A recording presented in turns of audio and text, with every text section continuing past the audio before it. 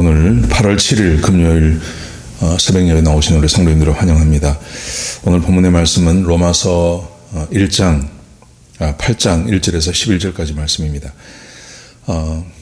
구원에 대해서 계속 설명을 하고 있습니다. 우리는 믿음으로 구원을 받습니다.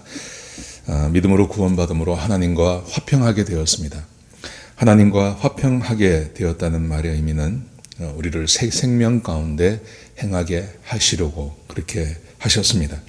새 생명 가운데 행하게 하신다는 말은 죄에 대해서 죽고 하나님에 대해서 살아있는 것을 말하는 것입니다. 죄에 대해서 죽고 하나님에 대해서 살아있는 그 삶에 대해서 특별히 율법에 대해서 우리가 죽었다고 이야기합니다. 사람이 어떻게 율법에 대해서 죽냐? 죽은 사람에게는 법이 미치지 않는 거죠. 그런 것처럼 우리가 율법에 대해서 죽었기 때문에 율법은 우리에게 영향을 미치지 못하게 만든다고 말씀하십니다. 어떻게 그게 가능하냐면 예수님께서 우리를 위해서 대속의 제물로 죽으셨기 때문에 예수님께서 대신 죄의 대가를 치르셨기 때문에 그래서 율법에 대해서 우리는 이미 죽은 것과 같다 그렇게 말씀하고 계십니다. 이렇게 말씀하시면 율법이 나쁜 것인가 라고 생각할 수 있습니다. 그러나 율법은 나쁜 게 아닙니다. 율법이 없으면 사람은 죄를 알지 못합니다. 율법이 하는 일은 우리가 어떤 죄인인지 또 사람이 어떤 죄를 짓고 사는지를 가르쳐주는 그 일을 율법이 한다고 말씀하셨습니다. 그러면 사람의 문제가 뭐냐 하면 율법이 문제가 아니라 사람 내부에 있는 죄가 문제인 것입니다. 그래서 사도 바울이 7장에서 자기의 그 간증을 하는 것입니다. 이렇게 말합니다. 자기는 원하는 것을 행하지 않고 원하지 않는 것을 행한다고 이야기합니다. 자기가 원하는 것은 율법을 알기 때문에 율법을 지키는 것이었습니다. 그런데 이상하게도 자기는 원하는 율법을 따라 살지 않고 원하는 죄를 따라 산다. 죄를 짓고 산다고 고백합니다. 그러면서 자기 안에 선한 것이 없고 자기 안에 죄가 있다는 것을 자기가 알게 되었습니다. 그러므로 자기는 공고한 사람이다.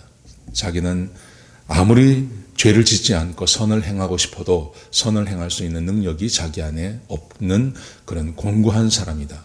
그래서 누가 나를 이 사망의 몸에서 건져낼 수 있는가 그렇게 고백하고 있는 것입니다.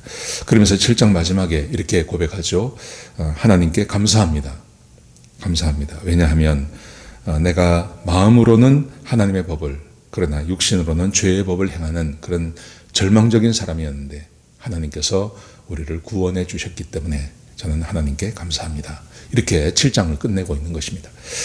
그래 오늘 8장에 와서 8장에서 강조하고 있는 것은 구원의 효력 그리고 구원의 그 효력이 우리에게 미치는 이유 그리고 구원의 방법 그리고 구원의 목적 이런 것들을 8장 1절에서 11절까지 해서 다루고 있습니다. 자, 여러분 구원의 효력에 대해서 한번 보시죠. 이런 것입니다. 8장 1절에 보시면요. 그러므로 이제 그리스도 예수 안에 있는 자에게는 결코 정죄함이 없나니 그러므로 라고 말합니다. 그러므로 사도 바울은 자기가 스스로 자기를 구원할 수 있는 능력이 없는 그런 아주 절망적인 사람이었는데 하나님께서 예수 그리스도를 통해서 우리를 구원했습니다. 하나님께 감사합니다. 그랬죠. 그렇게 7장이 끝났죠.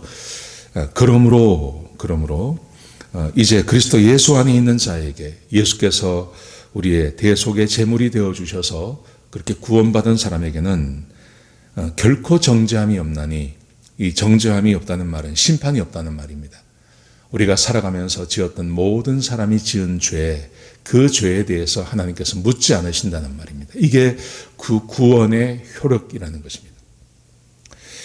이게 얼마나 귀하고 좋은 건지 모릅니다. 여러분 사람은 언제나 죄책감에 시달립니다.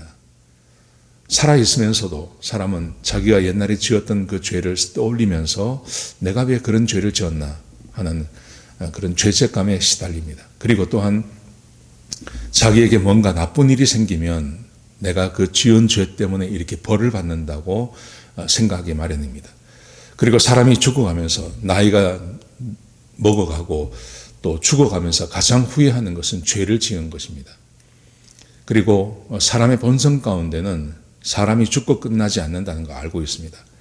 그리고 내가 죽고 나면 내가 살았을 때 모든 죄에 대해서 심판을 받게 될 거라는 것도 알고 있습니다. 여러분, 그런데 하나님께서 우리에게 주신 큰 선물이 있습니다. 그 선물은 바로 저와 여러분이 예수 그리스도를 믿음으로 구원받은 사람들에게는 결코 정죄함이 없다. 우리가 이 땅에 살아가면서 지었던 그 모든 죄에 대해서는 하나님께서 묻지 않으시는 그 은혜가 우리에게 주어졌다는 것입니다.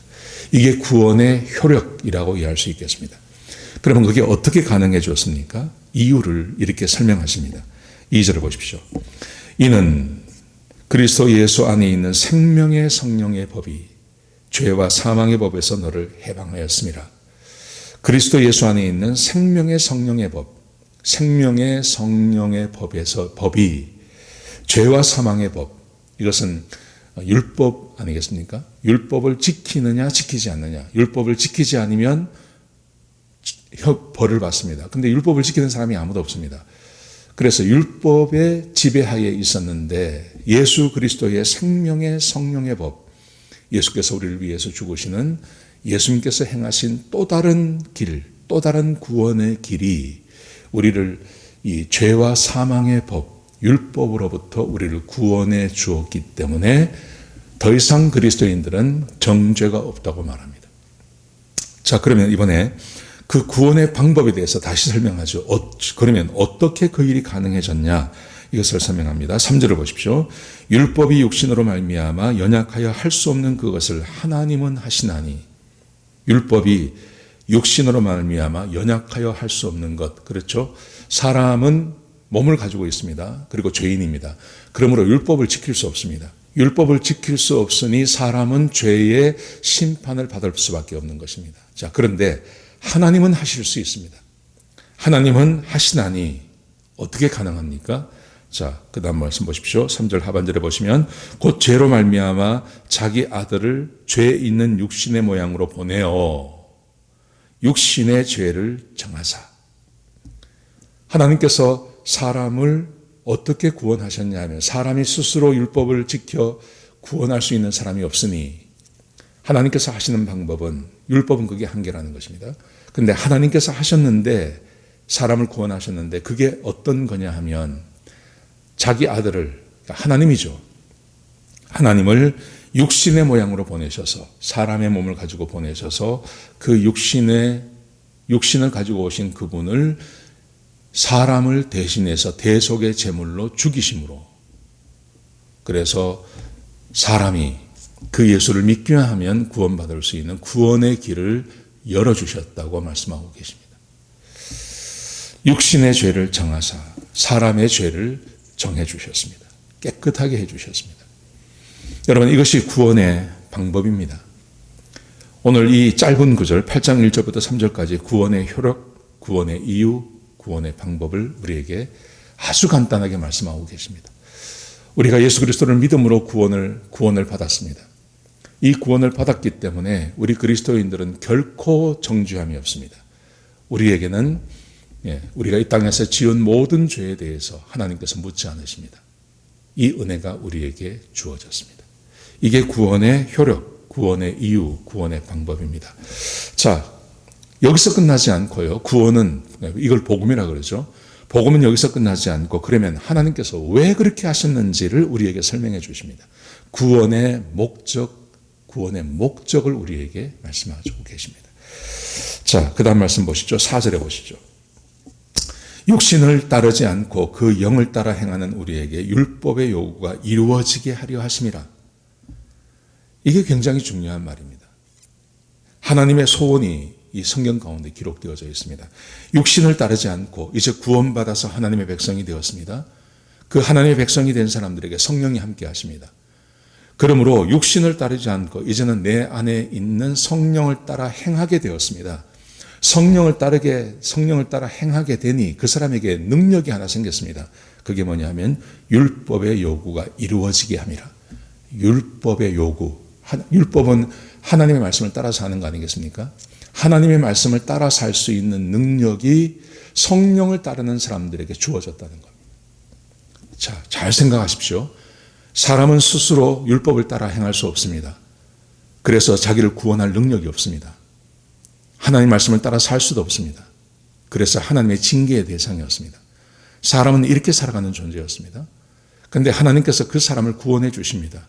예수 그리스도를 이 땅에 보내셔서 그 사람의 대속의 제물이 되어 주심으로 그를 믿는 자가 다 구원받게 되었습니다. 구원받게 되었고 의롭게 되어서 그 사람에게 하나님의 영이 함께 하십니다. 그러므로 구원받은 백성 안에는 여전히 죄의 속성이 있기도 하지만 성령님이 함께 거하십니다. 그런데 성령이 함께 거하셔서 이제 우리 안에 생겨난 능력이 있는데 그것은 율법을 지켜 행할 수 있는 능력이 우리 그리스도인들에게 생겨났다는 것입니다. 이게 구원의 목적입니다. 구원의 목적. 여러분, 이 세상의 모든 것, 우리 복음을 설명하는 데 있어서 매우 편향되어지고 또 반쪽짜리 복음을 말씀하시는데 그게 바로 어떤 거냐 하면 구원의 이유, 구원의 방법은 굉장히 많이 이야기합니다. 그런데 구원의 목적을 말하지 않습니다. 그래서 지금 우리 교회가, 우리 기독교가 세상에서 이렇게 힘과 능력이 없는 겁니다.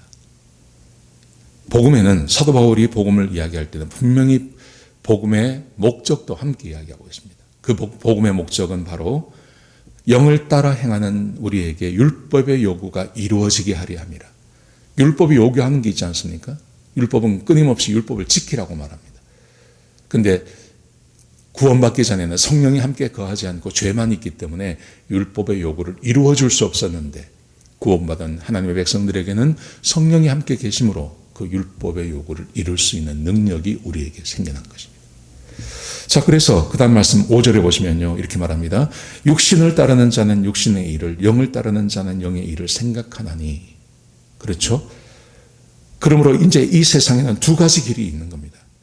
그리스도께서 오기 전까지는 한 가지 길밖에 없었습니다. 그것은 죄를 따르는 길밖에 없었습니다. 그런데 예수께서 오셔서 구원의 길을 열으셨기 때문에 구원받은 하나님 백성들에게는 두 가지 길이 함께 놓여 있는 것입니다. 육신을 따르는 길, 그 다음에 성령을 따르는 길. 육신을 따르는 자는 육신의 일을, 성령을 따르는 자는 영의 일을 생각하나니. 그 다음 6절 보십시오. 육신의 생각은 사망이요 영의 생각은 생명과 평안이니라. 육신을 따라 살면 그러면 사람은 범죄하고 죄를 지을 수밖에 없습니다. 그래서 사망이라고 말합니다. 사망이라는 것은 하나님이 인정하지 않는 길이라는 것입니다. 뭐 꼭 죽는다는 길보다 하나님께서 인정하지 않습니다. 성령이 함께하지 않습니다. 하나님께서 함께하지 않습니다. 그리고 사탄을 따라 사는 길입니다. 그러므로 사망의 길입니다. 그런데 또 한 가지의 길, 영을 따르는 자는 영의 생각은 생명과 평안이니라.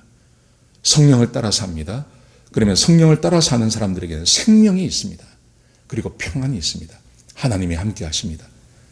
하나님께서 축복하십니다. 하나님께서 기도에 응답해 주십니다.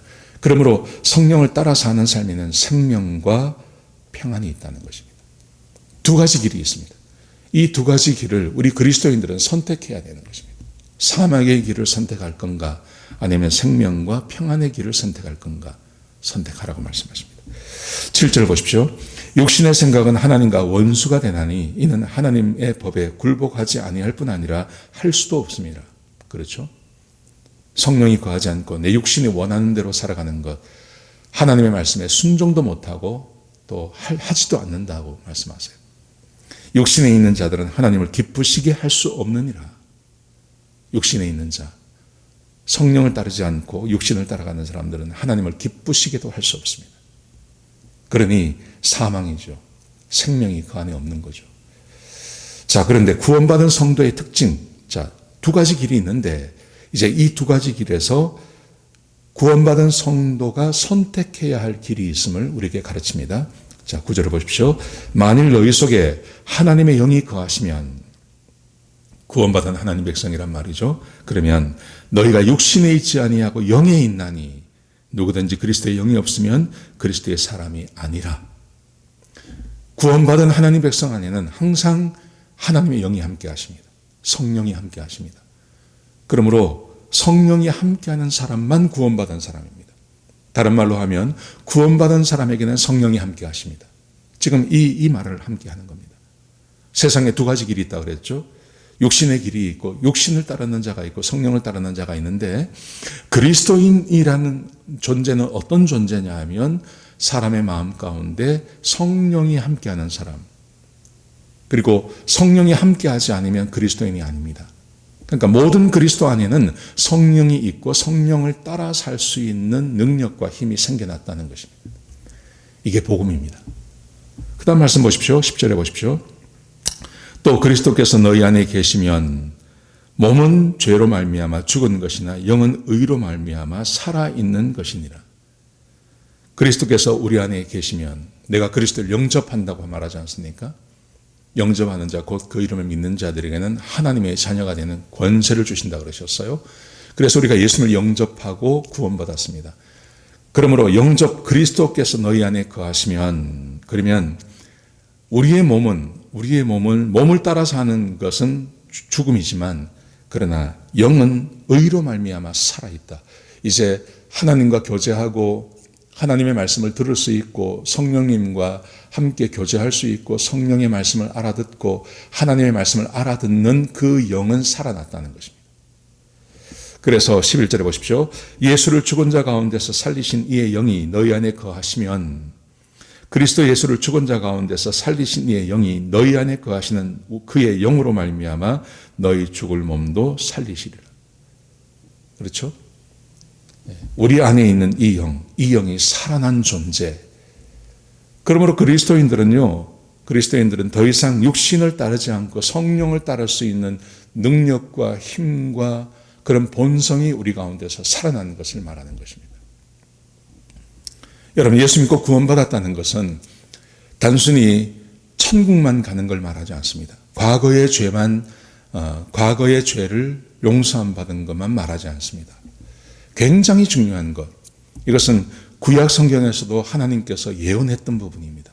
요엘서나 에스겔이나 그리고 많은 선지자 중에 보면 하나님께서 내가 내 영을 부어주겠다고 말씀하시고 그들은 내 백성이 되고 나는 그들의 하나님이 될 거라고 이야기하고, 내가 내 율법을 이제는 돌판에 쓰지 않고 그들의 신비에 쓰겠다고 말씀하셨습니다. 그게 바로 성령이 함께하는 사람을 말하는 것입니다.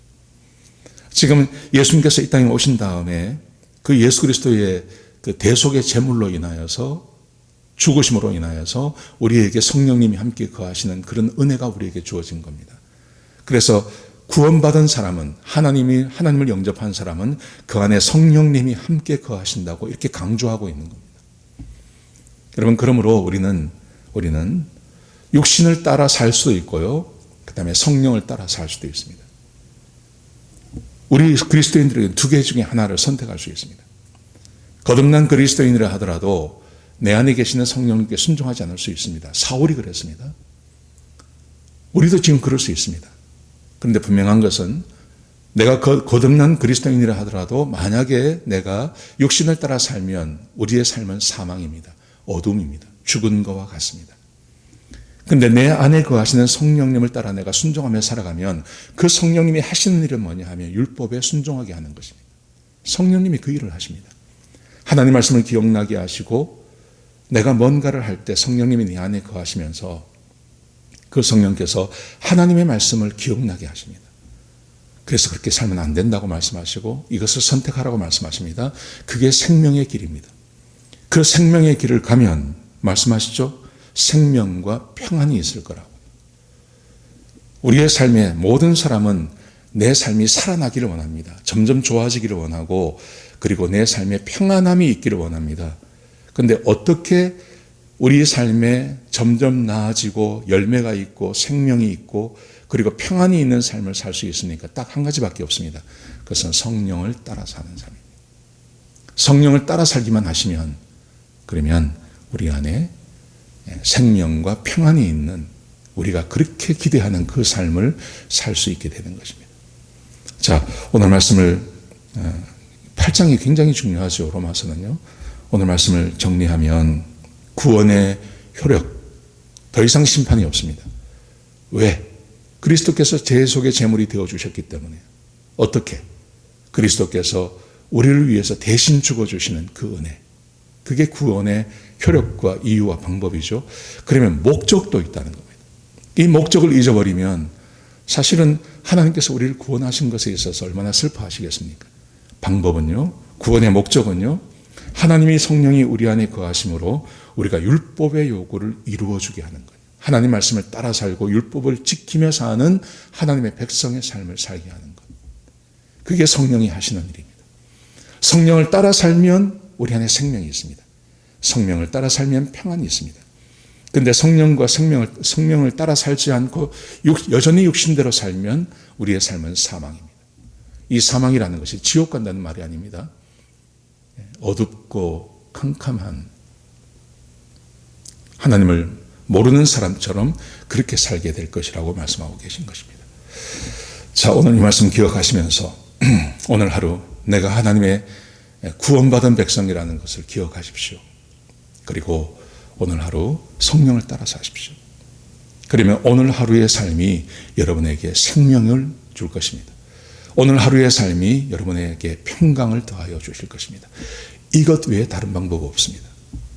오직 이 말씀을 따라 사시는 저와 여러분 되시길 주의 이름으로 축복합니다. 기도하시겠습니다. 아버지 하나님, 우리에게 생명의 길을 열어주셔서 감사합니다. 사람이 그렇게 기대하는 평강의 길을 열어주셔서 감사합니다. 아버지 하나님, 우리가 구원받은 백성으로 성령님이 우리 안에 거하십니다. 성령을 따라 사는 삶을 살게 하여 주옵소서. 그래서 율법의 요구를 이루는 자가 되게 하여 주옵소서. 육신을 따라 사는 어리석은 자가 되지 않게 하시고 사망의 길을 가는 자가 되지 않도록 역사하여 주옵소서. 오늘 하루가 복된 하루가 되게 하시고 하나님의 말씀을 따라 사는 주의 백성들을 축복하시고 성령으로 충만케 하여 주옵소서. 주님 감사합니다. 예수님의 귀하신 이름으로 기도드렸습니다. 아멘.